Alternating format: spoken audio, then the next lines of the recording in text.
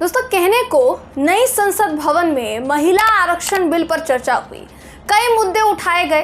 BJP की तरफ से लगातार जहां ये कहा जा रहा है कि वो महिलाओं का बहुत सम्मान करती है, बहुत सम्मान करती है, आज तक इतना सम्मान किसी ने नहीं किया होगा।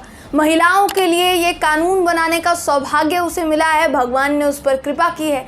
वहीं दूसरी तरफ नई संसद भवन में ही ये दिखाई दे गया कि आखिर देश की सत्ताधीन पार्टी, उसके सांसदगण, इनका बर्ताव महिलाओं के प्रति कैसा है। कहाँ तो बीजेपी कानून के जरिए संसद और विधानसभाओं में महिलाओं की भागीदारी बढ़ाने की बात कर रही है इस बिल के जरिए दोस्तों, तो वहीं दूसरी तरफ महिला सांसदों को बोलने तक नहीं दिया जा रहा है। जब वो बोलना शुरू कर रही हैं तो बीच में नारेबाजी हो रही है। ये हुआ है डीएमके की सांसद कनिमोझी के साथ। भाजपा के सांसदों ने नई पार्लियामेंट में भी महिलाओं के प्रति सम्मान नहीं रखा। किस तरह से कनिमोझी के खड़े होने पर इन लोगों ने नारेबाजी की है, आपको इस वीडियो में मैं बताऊंगी। नमस्कार, मेरा नाम है जयंती झा और आप देख रहे हैं देश नीति।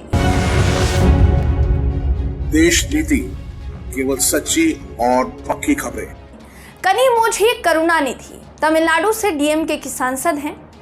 इन्होंने महिला आरक्षण बिल, जिसे नारी शक्ति वंदन विधेयक का नाम दिया गया है मोदी सरकार की तरफ से, उसको लेकर मोदी सरकार पर आरोप लगाया कनिमोझी ने कि बीजेपी ने इस बिल का राजनीतिकरण किया है, यानी इस बिल के जरिए बीजेपी राजनीति करने की कोशिश कर रही है। उन्होंने कहा कि बीजेपी ने महिला आरक्षण विधेयक को राजनीतिक रंग देने की कोशिश की है। आगे उन्होंने ये भी कहा कि महिलाओं को पूजा और वंदन की जरूरत नहीं होती, उन्हें समानता और सम्मान की जरूरत होती है, जो कि दोनों में से आप कुछ भी नहीं दे रहे हैं। उन्होंने अपने संबोधन में और भी बहुत कुछ कहा है जो मैं आगे आपको बताने वाली हूं, लेकिन उससे पहले जरा आपको तस्वीर दिखा देते हैं कि जब कनिमोझी बोलने के लिए खड़ी हुई थी तो बीजेपी महिलाओं का कितना सम्मान कर रही थी और कितना सम्मान नहीं कर रही थी। कनिमोझी के खड़े होते ही बीजेपी नेताओं ने जब नारेबाजी की तो एनसीपी से जो सांसद हैं Supriya Sule,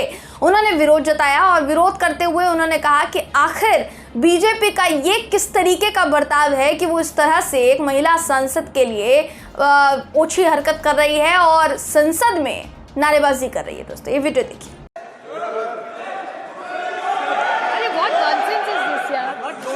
What is this heckling? What is heckling? She's not. What is this? I haven't even started. Sir, what I is don't this even now? understand. நீங்க என்ன பேசுறான்னு புரியாது. I know. எதுக்கு புரியாம பேசுற?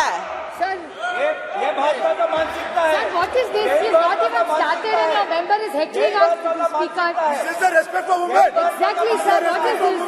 I don't even understand what he says. What is the point in saying this? What is this? Why is it started? This is the respect for women. This is how you behave. BJP doesn't respect women. They have no respect for Not even women. started a speech. Shame on you.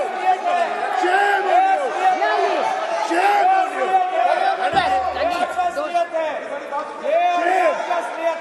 तो संसद में BJP की इस हरकत पर काफी हंगामा हुआ।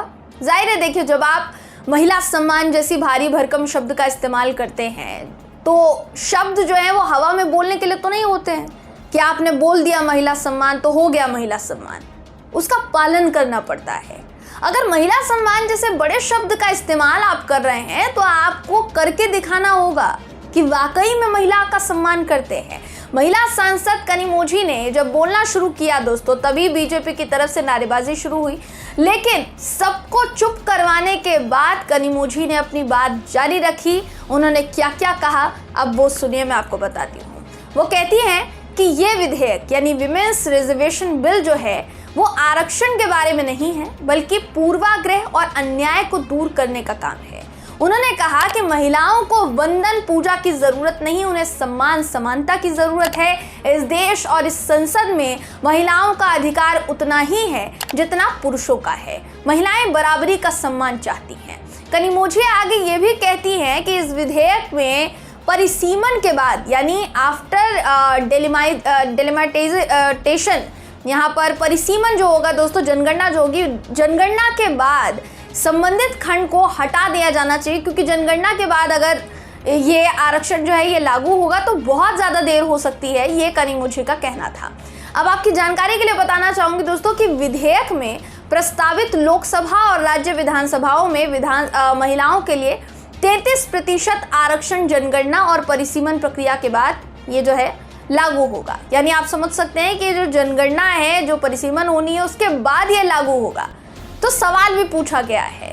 कांग्रेस और एनसीपी साथ ही समाजवादी पार्टी का यह कहना था कि इस बिल में एससी, एसटी, ओबीसी कैटेगरी को ऐड किया जाए और अल्पसंख्यक कैटेगरी को भी ऐड किया जाए, और अगर ऐसा नहीं होता है तो ये बिल अधूरा है। सुप्रिया सुले ने कहा कि सरकार बड़ा दिल करके बिल में एससी, एसटी और ओबीसी महिलाओं के लिए आरक्षण की व्यवस्था करे।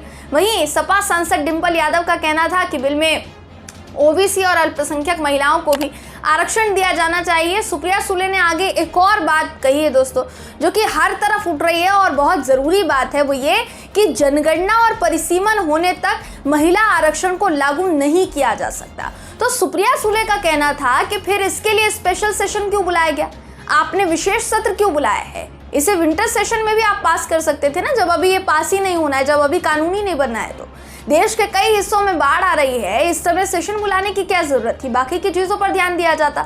तो जाहिर है कि इस वक्त बीजेपी जो है बुरी तरीके से घिर गई है और ऐसे ही मामलों के बीच घिर गई है दोस्तों, जिसका जल्द से जल्द निदान होना जरूरी है। अब आप सोच लीजिए कि महिला सम्मान की जब आप बात करते हैं, जब आप विमेन रिजर्वेशन की बात करते हैं, महिला आरक्षण की बात करते हैं, तो क्या वाकई में आप उसे मानते हैं, या आप सिर्फ और सिर्फ शेखी भगाने के लिए या महिलाओं का साथ पाने के लिए, चुनाव के लिए आप ये सब कर रहे हैं? ये एक बड़ा सवाल है जो इस वक्त खड़ा हो रहा है, क्योंकि इस बिल में आधे से ज़्यादा चीज़ें हैं जो ऐड नहीं की गई हैं और उसको ऐड करने की बात कही जा रही है। वही संसद में बीजेपी का बर्ताव कैसा रहा महिला सांसदों के प्रति, वो भी इस वक्त चर्चा का विषय बन गया है दोस्तों। दोनों पर आप क्या सोचते हैं, आपकी क्या राय है, कमेंट करके ज़रूर बताइएगा।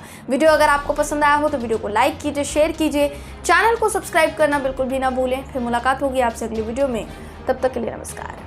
आपका एक सब्सक्राइब हमारे लिए महत्वपूर्ण है। देश नीति को अभी सब्सक्राइब करें और बेल आइकन को दबाना ना भूलें।